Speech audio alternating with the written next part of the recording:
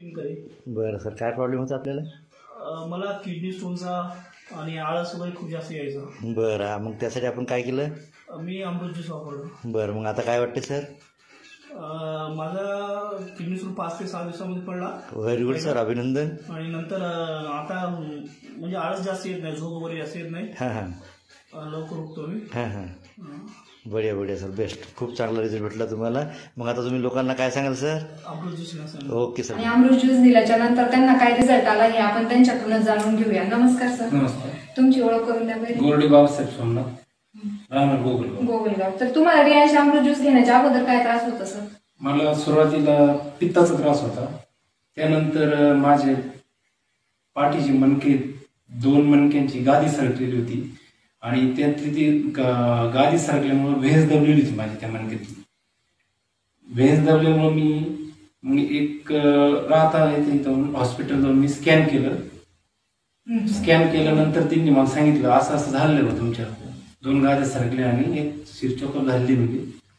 त्याच्यामुळे मग त्यांनी मला, तुम्हाला त्याचा काय त्रास व्हायचा नाही? माझा त्रास इतका व्हायचा की 3 बोट आहे ना हाताची पूर्ण रग लागायची. कानेपासून तर डायरेक्ट ह्या 3 बोटापर्यंत पूर्ण रग, म्हणजे असं जड पडल्यासारखं वाटतं. आणि ही मान आहे ना अशी मला पाठीमाग असं वळता येत नव्हतं. मग योगाने आमची भेट झाली, तुरंगणे पाटलांची आमची भेट झाली. त्यानंतर तिने आम्हाला सल्ला दिला की अमृत ज्यूस घ्या. तुम्ही अमृत ज्यूस बरोबर अजून काय काय वापरलं सप्लिमेंट? पॉवर बुस्टर आणि अर्थो हे दोन्ही आम्ही वापरले.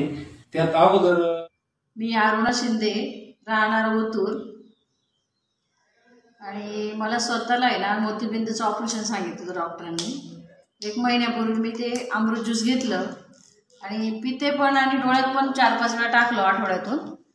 तर मला पुन्हा चेक केलं 1 महिन्याने, तर डॉक्टरांनी सांगितलं मोतीबिंदू नाही आता. आणि त्याच्या अगोदर मला किडनी स्टोनचा त्रास होत होता 4 महिन्यापूर्वी. तर ते स्टोनसाठी मी काही थोडी औषधं घेतली आणि रियांचा अमृत ज्यूस सतत घेत राहिले. तर ते मोतीबिंदू ते स्टोनचे खडे आहे ना पूर्णपणे नाहीसे झाले आणि जो त्रास होता तो पण बंद झाला.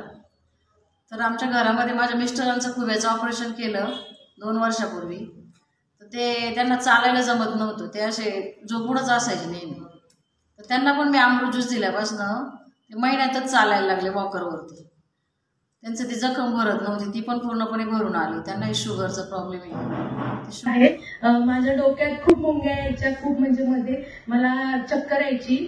तर मी हे प्रसाद जडे सरांनी अमृत ज्यूस मला दिलं आणि मी ते आधी घेत नव्हते, नको नको म्हणायचे, काय या ज्यूसने काय होणार, एवढे भारी रुबी हॉल सारख्या मोठ्या दवाखान्यात जाऊन मी सिटी स्कॅन वगैरे केलं पण मला काहीच फरक पडला नाही.